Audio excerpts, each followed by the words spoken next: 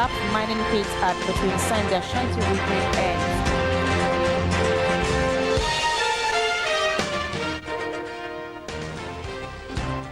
Fishermen storms Parliament to seek redress about why the chief fisherman for Anyaman was relieved of his post. On GBC24 and GTV. It's time for news. Good evening and you're welcome. My name is Yoko Kwakuchre. And my name is Micheline Taka. Thanks for joining us. Rescue efforts by the police and NADMO officials for any possible survivors of a collapsed mining pit at Petrinsa in the Ashanti region has ended. Earlier, 2 persons were confirmed dead, one at the scene and the other at the hospital. Petrinsa is a predominantly farming community located between Konongo in the Asante Achim Central Municipality and Ago in the Asante Achim North District. It is one of the communities in the Asante Achim Central Municipality noted for illegal gold mining activities, popularly known as Galamsey. Gold prospecting at this hilly forest site where the pit caved in began just about 2 weeks ago and has already experienced a minor similar incident a few days ago in which 3 persons were injured but were luckily rescued. Mr. Ofosu Kwabi is the Petrinsa Zonal Coordinator of NADMO. Some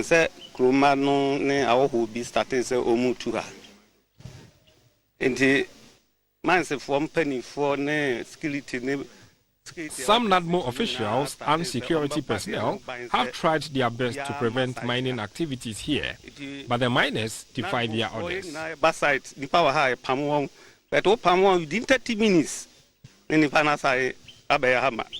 This incident occurred at about 2 a.m. yesterday.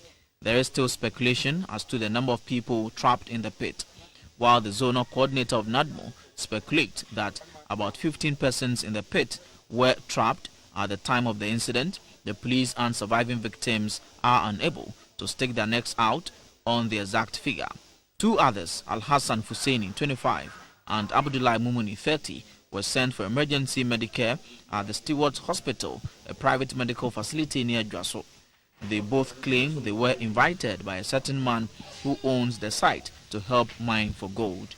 The medical officer at the hospital, Dr. Kwabnayabwa, told GBC24 that the 2 were brought to the facility semi-conscious and that diagnosis showed they suffered from skeletal and muscle pains.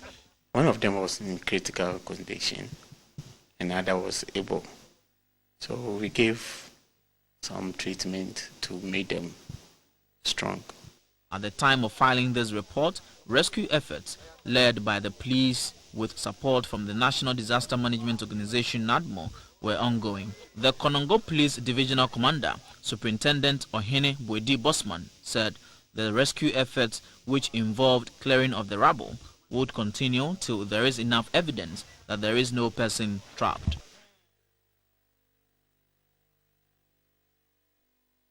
The Attorney General's office says an amount of $65 million, which was supposed to be released by the World Bank in support of the National Youth Employment Program NYEP, did not materialize. The State Attorney, Ms. Evelyn Kilson, attributed this to irregularities at the NYEP at that time. She said this was contained in a letter obtained by the Attorney General from the World Bank. The State Attorney, Ms. Evelyn Kilson, took her turn to cross-examine the key witness for Philip Asibit, Jacob Adongo, who was the Director in charge of Disability at NYEP, when he was questioned whether he was aware of an amount of 53,000 cedis paid to Goodwill International Group, GIG. Mr. Adongo said GIG pre-funded almost all activities of the NYEP before they were reimbursed by the state, which was appropriate. Prosecution went further to state that there is no record to show an exit plan was prepared by GIG and MDPI. She stated that Dr. Shaibu Gariba and Jamel Ahmed, Dr. Gariba's secretary, both appeared in court but did not say anything to show the existence of an exit plan. The witness responded by saying there was an exit plan which was launched by the then Minister for Youth and Sports, Kofi Homado, at the Alisa Hotel in Accra. The witness has been discharged subject to return when a report sent for translation from Braille is brought back from the University of Ghana. Meanwhile, the first accused person, Philip Asibit, has told court prior to the execution of the project in question, no payments were received from the NYEP. The first installation of payments were only received as a refund for work done. He also told the court Goodwill International Group only carried out the project after confirmation from the ministry, which was signed by the then Minister for Youth and Sports, Mr. Kofi Homado, and witnessed by the National Coordinator, Mr. Abuga Pele, whilst he signed for GIG and witnessed by Dr. Shaibu Ahmed Gariba. The case is adjourned to tomorrow. The Minister for Transport, Mr. Kweku Siama, has assured staff of the State Transport Company, STC, that the company's board of directors will soon be set up to help streamline operations of the transport company. The minister was responding to request by the Kumasi Local Union for a recomposition of the STC board to complement the work of the newly appointed managing director to revive the once vibrant state transport company. Mr. Siama was accompanied by his deputy, Mr. Titus Glover. He earlier visited the main STC yard at Adum. At the STC Oforikum terminal, the minister toured the various sections of the company, including the workshop and company lands that has been seriously encroached upon after the company entered into tenancy agreement with some individuals and groups. It was revealed that only 9 acres out of the over 27 acres of STC lands at Oforikum has been secured, with the remainder heavily encroached for private schools, church, residence and wood processing.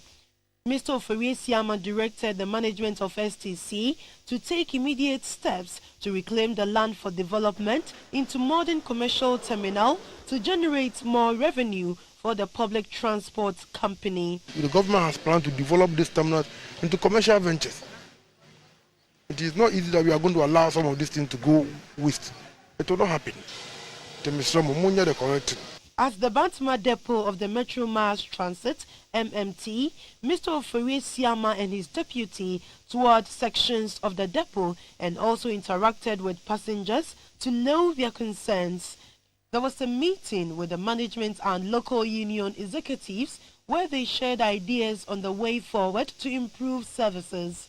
Mr. Siama disclosed that government has plans to revamp all the public transport companies, which constitutes about 10% of the entire transport system of the country.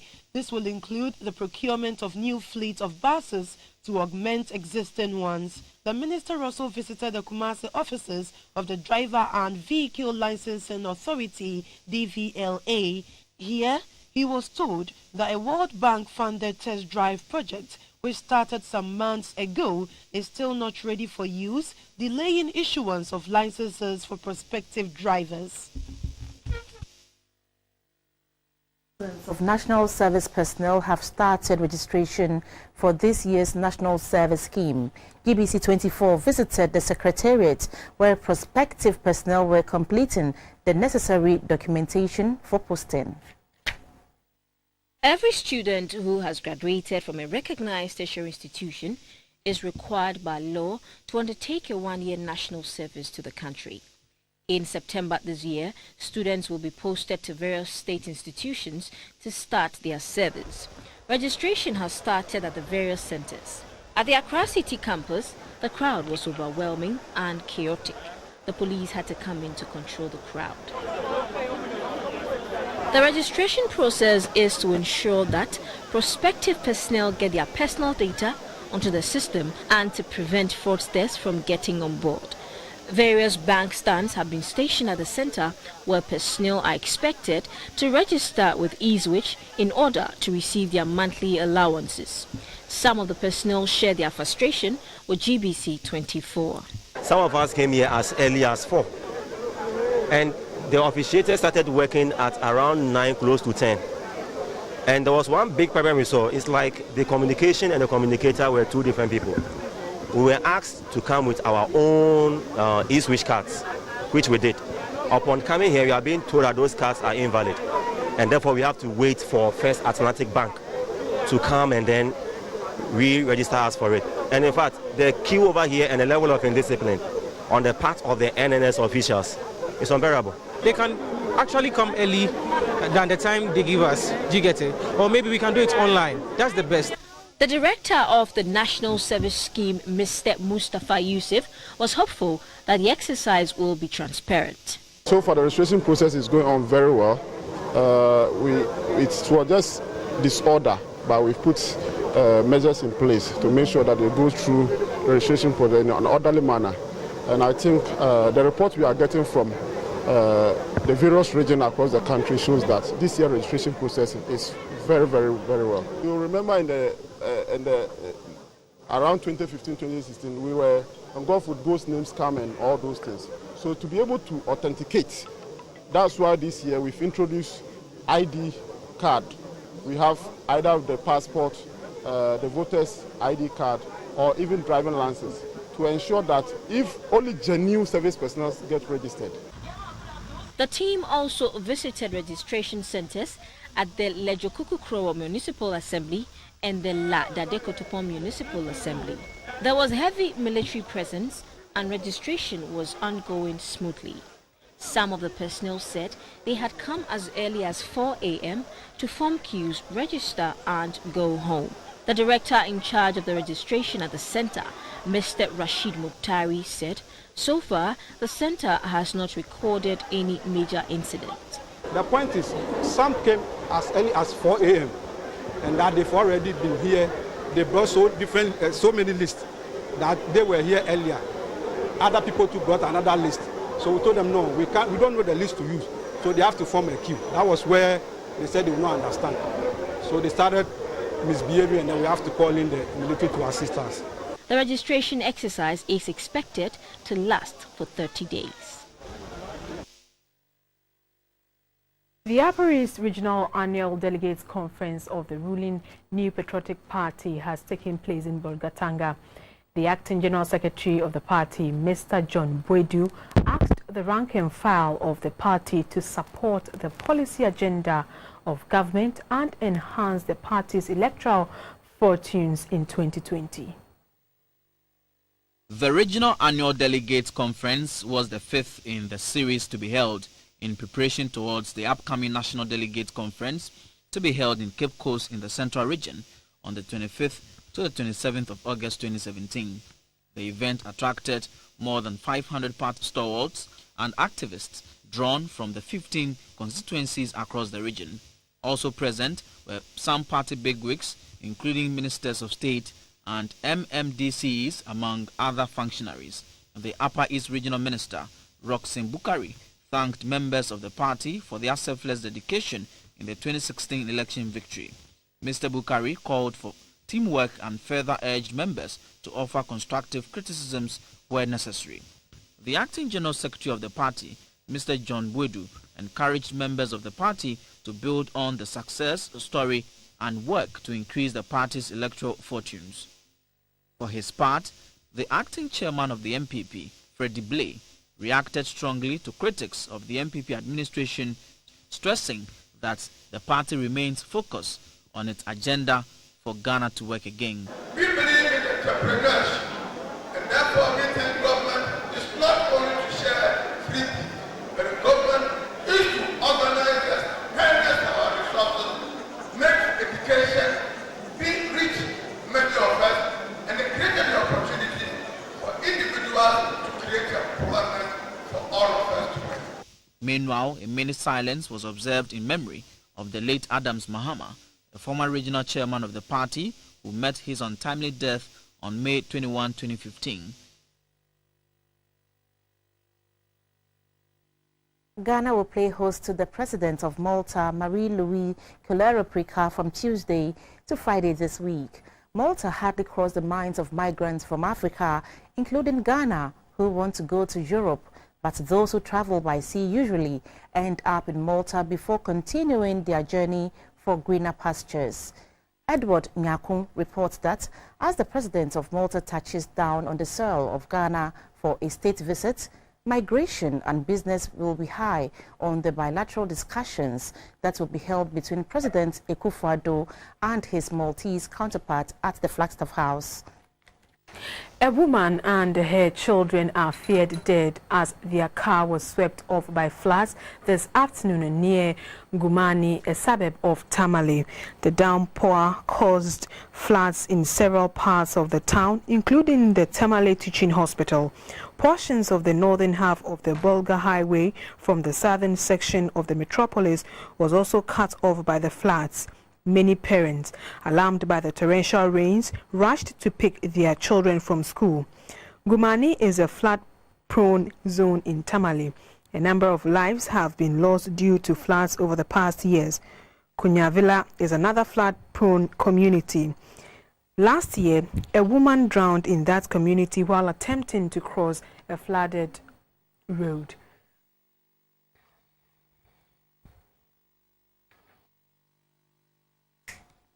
Eighteen-year-old man Edo Vidrako is reported missing. Edo is chocolate in complexion and speaks Ewe. He has been living with his master, who is a carpenter at Amomole, Canada, between Ablekuma and Pokwasi Road. Edo is said to have left his master's residence with his belongings without a trace. He was last seen on the 20th of July 2017. His master, Mr. John Bosco Chimesi, is appealing to anyone who has seen his apprentice Edo or has any information of his whereabouts to either report to the nearest police station or call Mr. Bosco Chimesi on 0244 786 828.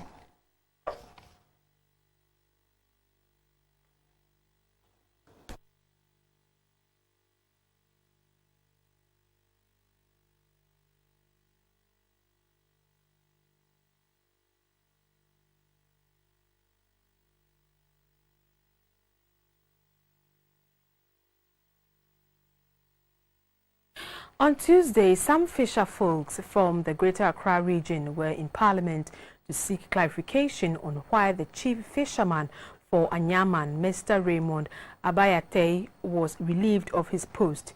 The Member of Parliament for Ada, Madam Comfort Doyo Kujo Gansa, also quizzed the Minister for Fisheries on brutalities along the coastal lines of Ada, Sege and Pram, which has claimed the lives of 3 people.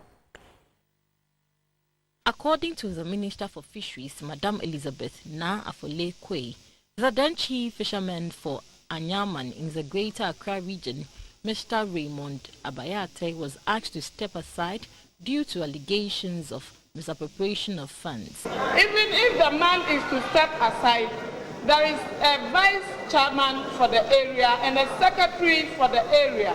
Why they did not allow the secretary or the chairman to take over, but ask the MPP constituency chairman in their letter from the ministry, who is not a fisherman.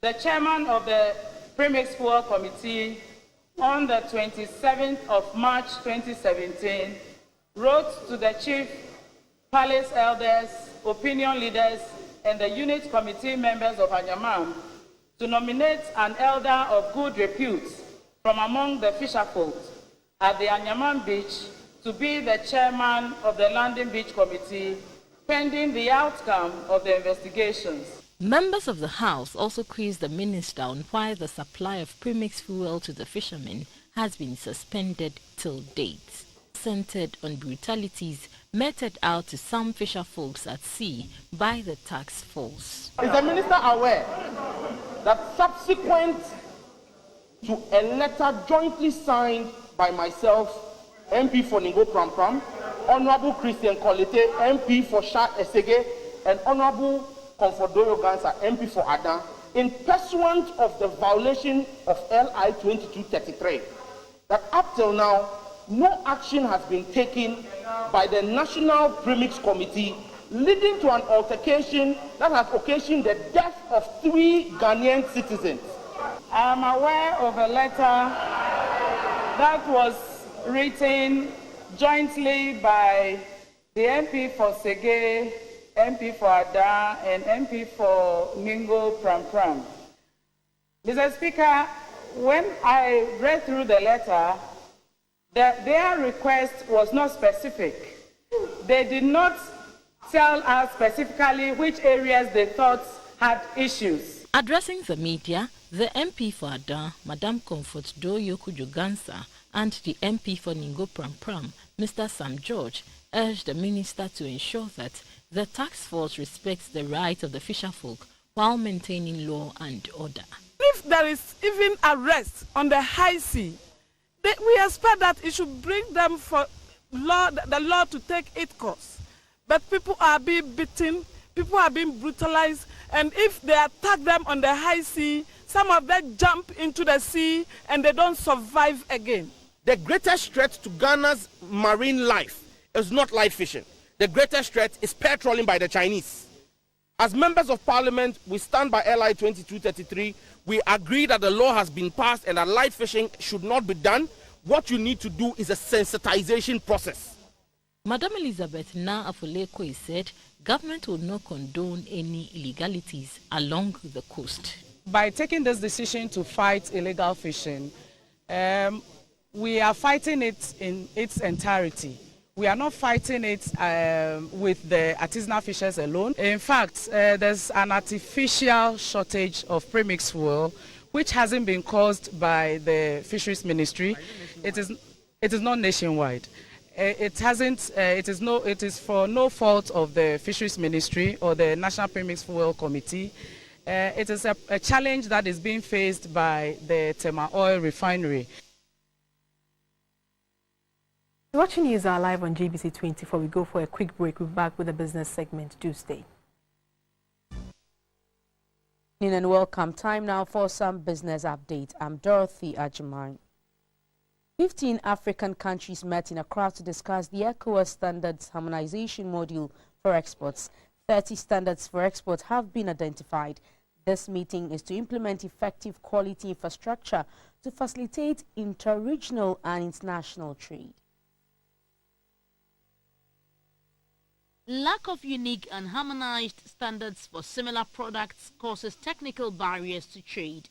Rationalizing the regional trading process requires agreement to harmonize international standards. Hence, the need to improve efficiency to facilitate international trade.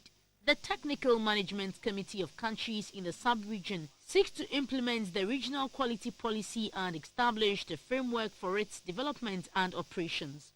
The Executive Director of the Ghana Standards Authority, Professor Alex Dodu, said standardization and conformity assessment are activities undertaken to ensure consumers of quality, reliability, safety and value for money. He called for collaboration among ECOWAS member states to harmonize standards to facilitate trade. Already the standards agreed have been on agriculture and a few of the basic industries. We have pharmaceuticals in the sub-region. We have building materials. Most of us know that cement moves from here to there. Iron rods. You're talking about cables for building. If we can harmonize standards, export from West Africa will be trusted. This is in a way a war on poverty. We really want to elevate the living standards of our people. And the only way is to remove any barriers to trade. A representative from the Ministry of Trade and Industry said standardization is a basic infrastructure for successful economic policies. He said such policies are essential for improving productivity, market competitiveness and export capacity. The Director of Industry at the ECOWAS Commission, Mr. Lawson Hechili Mensah, said harmonization of standards protects citizens, contributes to production costs by preventing wastage, reduces the non-tariff barriers posed by testing and certification of products. After validation, once it becomes national standards, it will be notified back to the National Standards Authority. This in order to allow to avoid the technical barrier consideration when the product moves from a country to another, because the product is already manufactured based on that regional standard, and also the conformity assessment will be the same principle which observes here and there across our borders. Members of the technical committee are expected to come up with an eco-stand draft presented to ministries of the various member states for validation. The West African Institute for Financial and Economic Management, WIFEM, has organized a sub-regional course on economic and financial reporting for central banks in West Africa. Financial management has seen tremendous improvements in the last decade. With the emergence of innovative and improved ways of managing the sector, training is of essence to upgrade the knowledge and skills of managers and staff. To this end, the West African Institute of Financial and Economic Management has begun a sub-regional course on economic and financial report writing and presentation techniques in Accra. An official from the Bank of Ghana, Mr. Emmanuel Kwao, said financial managers must see professionalism and accurate financial reporting as a benchmark for success. Well-written but poorly presented report might send the wrong signal to the audience. Therefore, effective presentation techniques entail the use of visual aid, short presentation time, fewer bullet points on each slide, making one's presentation interesting by punctuating it with interesting and relevant stories.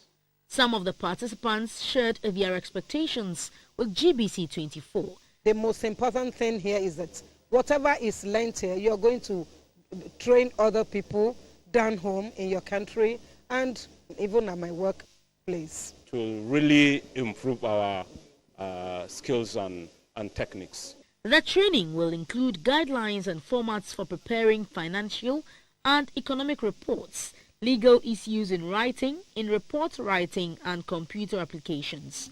Participants are from Sierra Leone, the Gambia, Nigeria and Liberia. The program is expected to end on August 2, 2017. Moving on the interbank markets, the dollar is trading at 4 cedis 37 pesos, with the pound sterling pegged at 5 cedis 67 pesos. The euro is also selling at 5 cedis 9 pesos.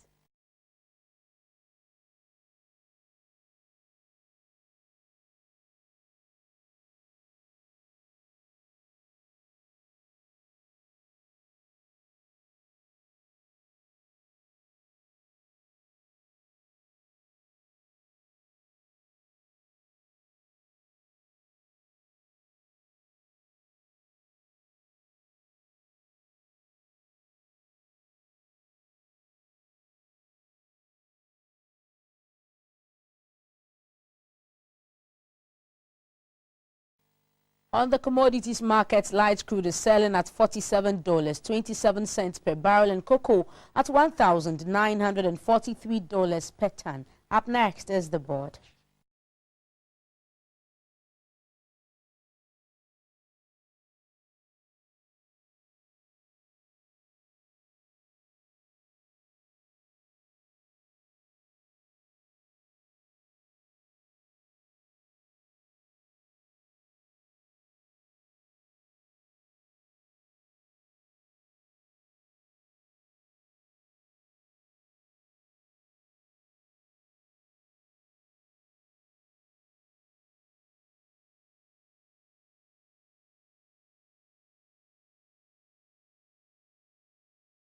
It's for the business segment. Coming up is the health segment after this break. Please do stay.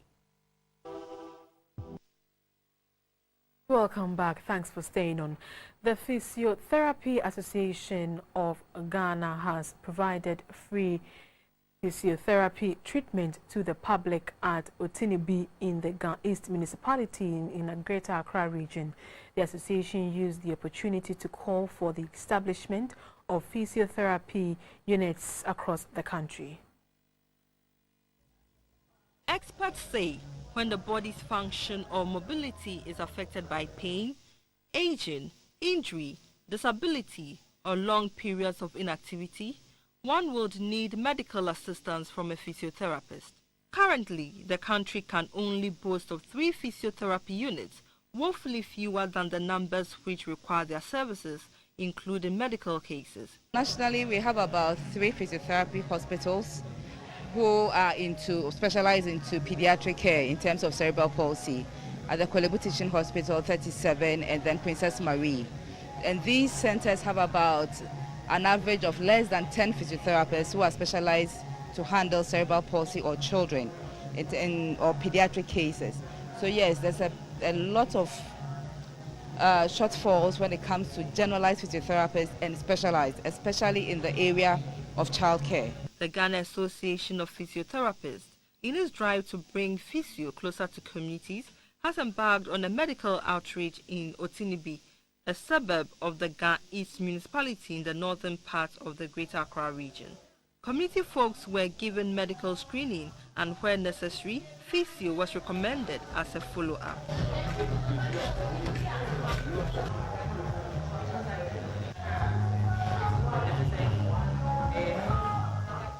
Community members ranging from children to adults trooped there for screening. This child was suffering from cerebral palsy.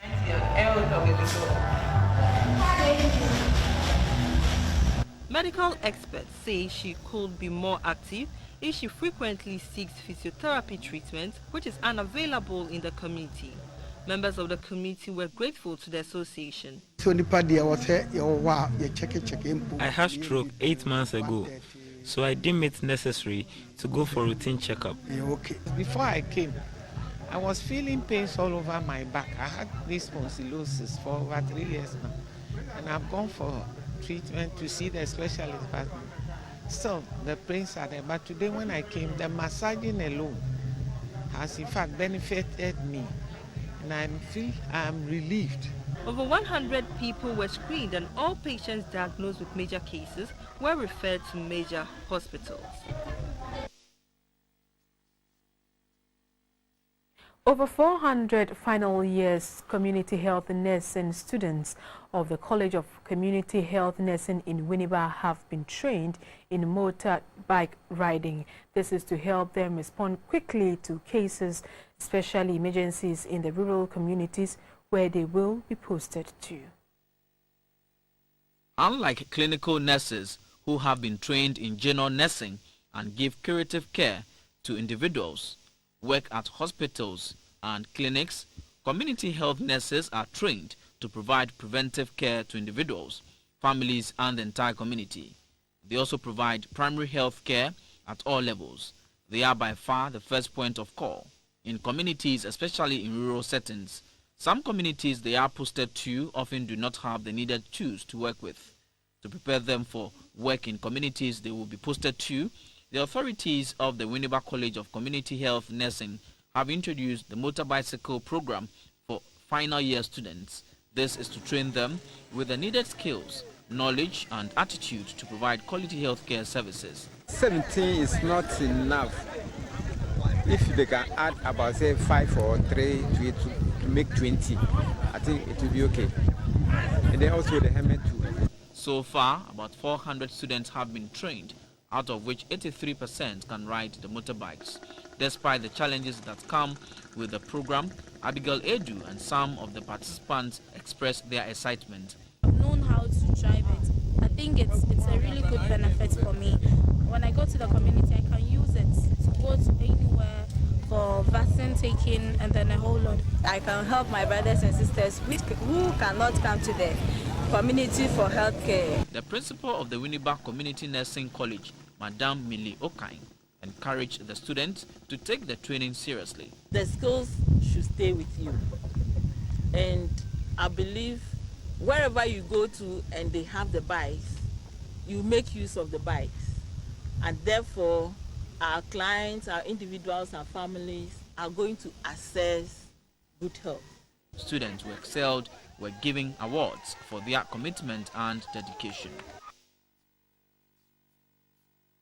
That's all in this package. Next is the foreign segment.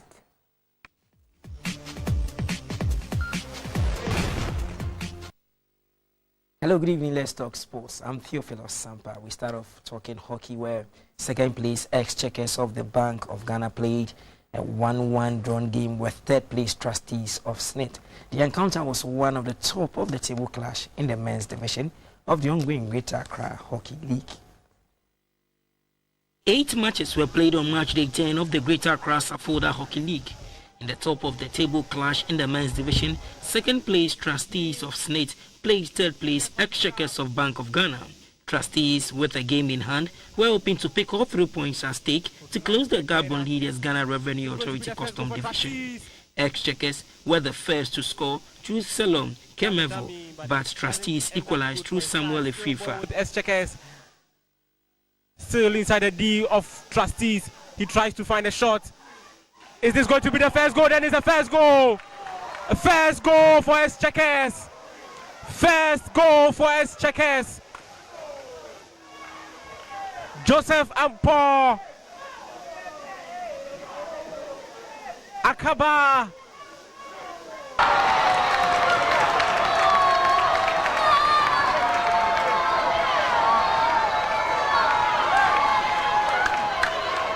The encounter ended 1-1. The result means Trustees are second with 18 points, with Exchequers third with 17 points. Here are results of other matches played. In the men's division, Exchequers 1, Trustees 1, Police 7, Arcmen 1, GRA 7, Reformers 2. In the ladies division, Extinguishers 0, GRA 3, Real Ambassadors Ladies 0, Arc Ladies 2. In the masters division, Golden Stakes 2, Citizens International 2. In the youth division, Temamahian 2, Arc Boys 1, Kaswa Heroes 1, Real Ambassadors 1. We bring you the standings after match day 10. In the men's division, GRA are leading with 23 points from 9 games. Trustees are second with 19 points after 8 matches. Exchequers are third with 18 points from 9 matches. Police are fourth with 14 points. Reformers fifth with 9 points. Arcmen sixth with 3 points. And Lego Knights are bottom with no point. In the Masters division, Safoda are leading with 16 points from 6 games. NDK are second with 9 points with a game in hand. Multi-Sticks are third with 8 points from 6 matches. Golden Sticks are fourth with 5 points from 6 matches. Citizens International are fifth with a game in hand with a point. And Veterans are bottom with no point. In the women's class, GRA are leading with 21 points from 7 games. Police are second with 15 points with 6 games. Reformers are third with 9 points after playing 6 matches. Arc Ladies are fourth with 9 points from 7 matches. Extinguishers fifth with 6 points after 7 matches. Amazing Grace are sixth with no point. And Real Ambassador Ladies are 7th with no points.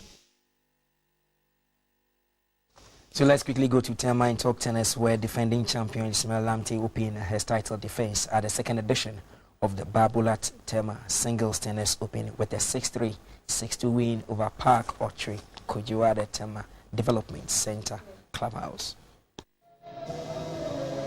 The second edition of the Babulat Tema Singles Tennis Open has started at the Tema Development Center Clubhouse. The organizers, Babu Sport, the sole representative of Babulat in Ghana, have divided the tournament into 2 sections, the under 50 and above 50 categories. Lamte, who stayed dominant, breaking Park twice in the first set and thrice in the second set, proved his mettle through every stroke at the annual championship that has drawn over 80 participants.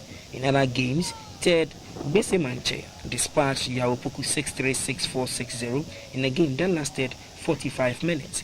Henry Mesa also defeated Emmanuel Yori in a game that ended 9-6. Emmanuel Perry Gameli beat Nanayao 9-1. Jonathan Esiedu walloped Peter Esiedu 9-1, and Pa Kofi Grant ousted Thompson Obimpe 9-4. Wiafikon also overcame Maulia Hubili 7-6, 6-4, and Boachi Koju ended the day with a 6-3, 6-3 victory over Tony Suasa. That's all for sports.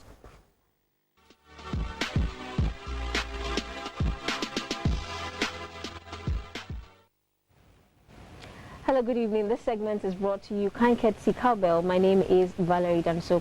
The Ghana Tourism Authority has celebrated Emancipation Day with a wreath-laying ceremony in commemoration of the Pan-Africa Festival celebration under the theme, Emancipation, Our Heritage, Our Strength. Emancipation Day is a key activity on the national tourism calendar instituted to project Ghana's heritage, tourism, and also enhance understanding of the shared history of Africans everywhere. The ceremony witnessed a wreath laying at the Du Bois Center. Du Bois was one of the co-founders of the National Association for the Advancement of Colored People, NAACP, in 1909. He died in August 27, 1963, aged 95 in Accra, Ghana.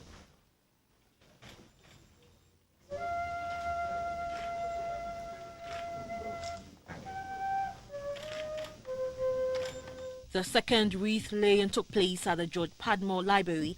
George Padmore was a leading Pan-Africanist, journalist and author.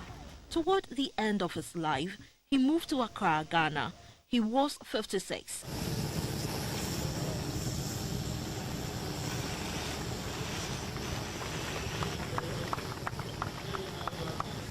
The third wreath laying took place at the Kwame Nkrumah Memorial Park.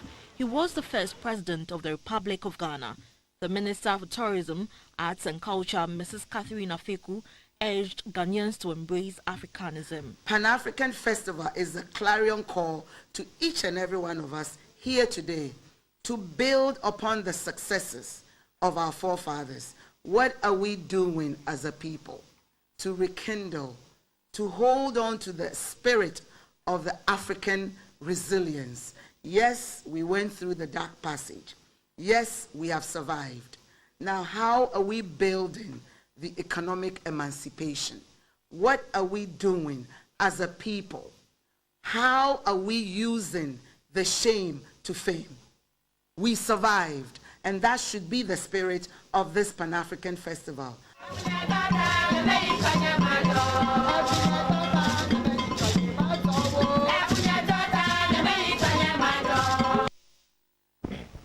This segment was brought to you by Cowbell. We'll take the weather report.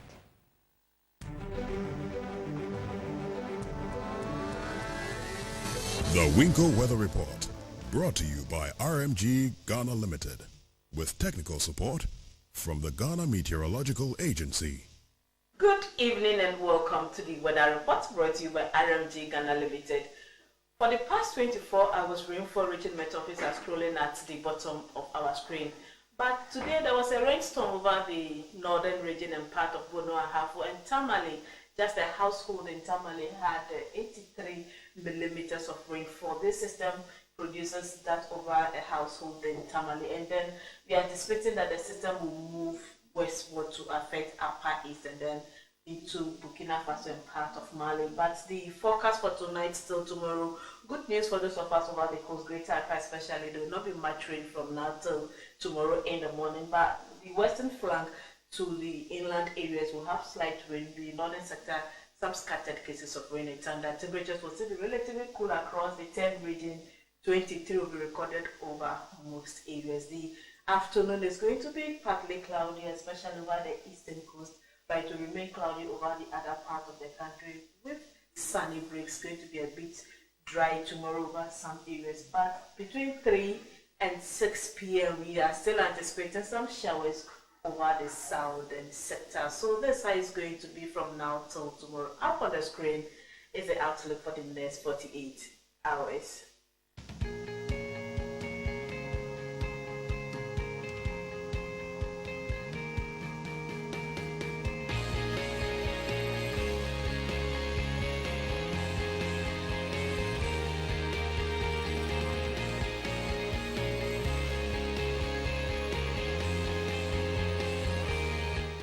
Thanks for watching. See you same times tomorrow.